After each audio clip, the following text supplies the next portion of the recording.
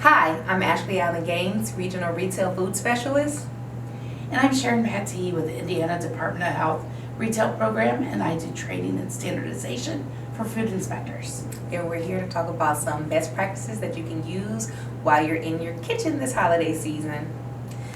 Okay, speaking of kitchen, let's start off right with cleaning and contact surfaces.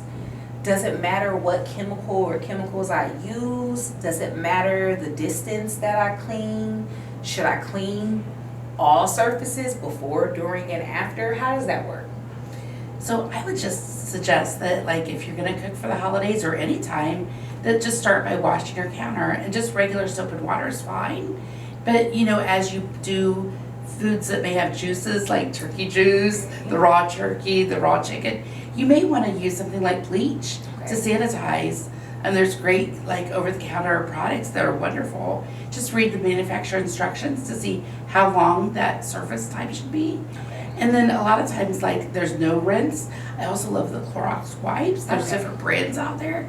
And just read the back to make sure that once you clean the surface with it, that it doesn't need to be rinsed off. Okay, so rinsing, non-rinsing, making sure we're looking at those instructions, because it might say to sit on there for 10 minutes before you put something on top of it. Exactly. You don't want to invalidate it very well.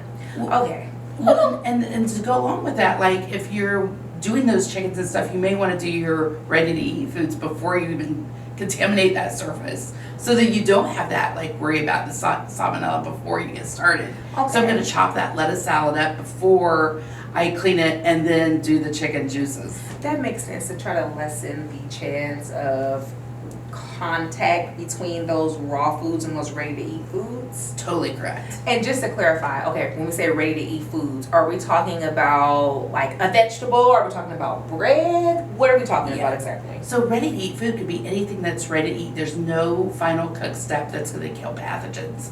So if I contaminate that, there's no way that lettuce salad, whatever I touched with my dirty hands, is now on that lettuce salad, versus a raw hamburger that's going to get cooked.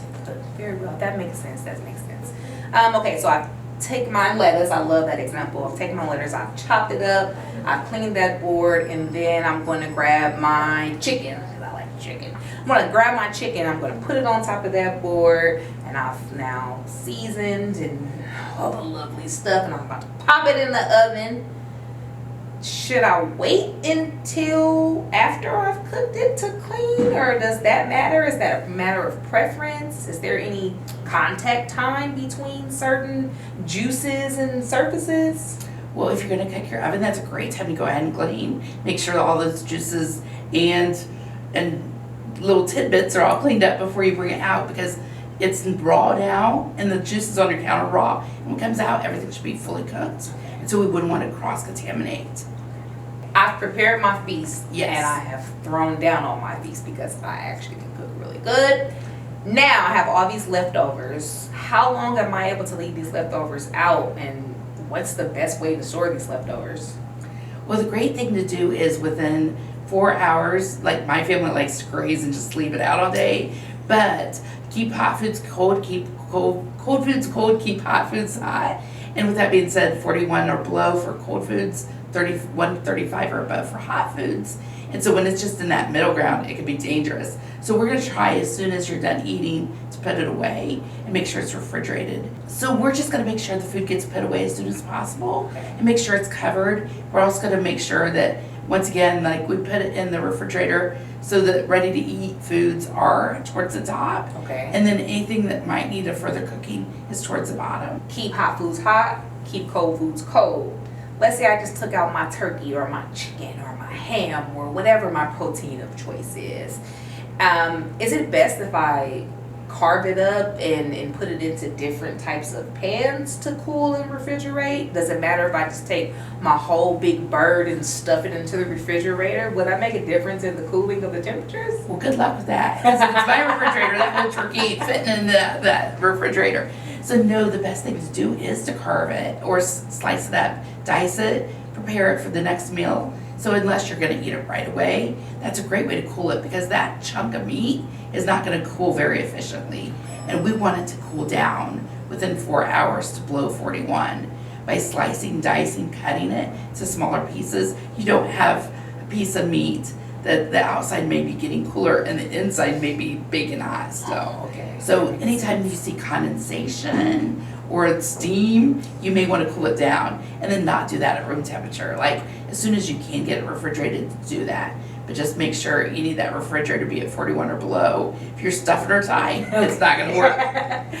Speaking of leftovers, because I'm going to eat leftovers today, is there any recommended days or times of how long one can keep leftovers? Because I'm going to eat my leftovers until they're done. But maybe that's not such a great idea. Yeah, Miss Ashley. Okay, so let's talk about that because the day we make that first ingredient, let's go with turkey. Yes. So that turkey, we're gonna take that's day one. His death day.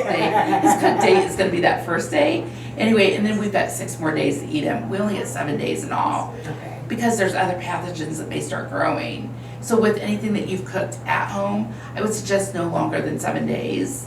And people are like, oh, but I can smell if it's gone bad. A lot of times foodborne illnesses and food diseases and bad food, sometimes you can smell those and sometimes you cannot.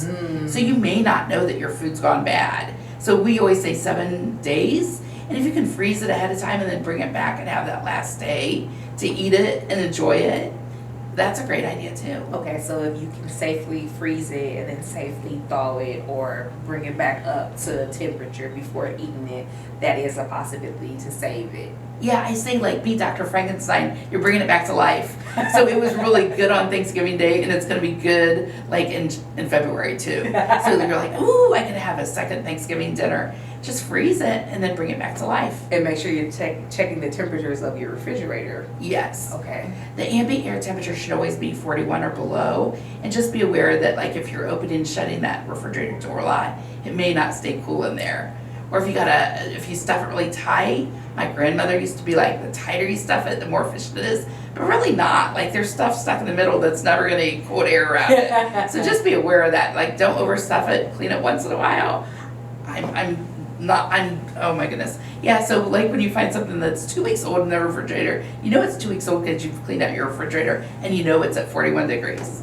So, and having a food thermometer also is really important. Not a meat thermometer, but a food thermometer. Because it makes the difference on how those measurements are on the food thermometer. Okay, lastly, I have a question. Let's say I went and I bought a frozen turkey or a frozen whatever. Is there any particular way that I should thaw to cook that meat, or does it matter? Can I just leave it out until I'm ready to cook it? Well, don't leave it out. Don't put it on your dryer to thaw. I never recommend that. But do think about it in advance because a lot of times the packaging will say keep frozen until use, but you do want to thaw it. Sometimes you want to cook it from the frozen state to keep it juicier, but then there's other times you're like, that's not practical. By thawing it in the refrigerator a day in advance, you've already got it so that it won't take as long to cook. The same with a ham or any of those sort of meats. And so just be aware, either put it in the refrigerator, thaw it, put it in the sink under running water, but then make sure you sanitize, clean that sink, make sure you don't get your turkey juices everywhere.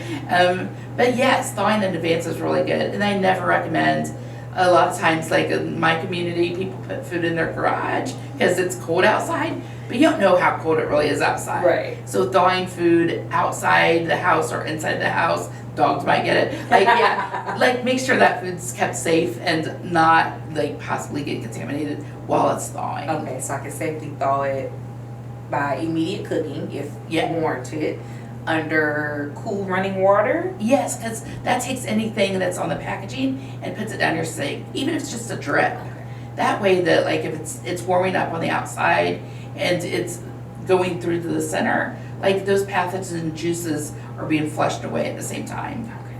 Okay. Or directly in the refrigerator. Yeah. And it should be on the lowest storage in the refrigerator? Because those things that we want to go down the sink, we also don't want them to go into your vegetable drawer. So just making sure that the vegetables are up above anything that may drain and have salmonella or just bloody juices. I think about my hamburger. So making sure that you're keeping everything in your refrigerator safe by storing it in a good manner. Okay. If you have any more questions, comments, or concerns about how you can practice food safety in your home kitchen, please feel free to contact us at in.gov and search food protection in the search bar.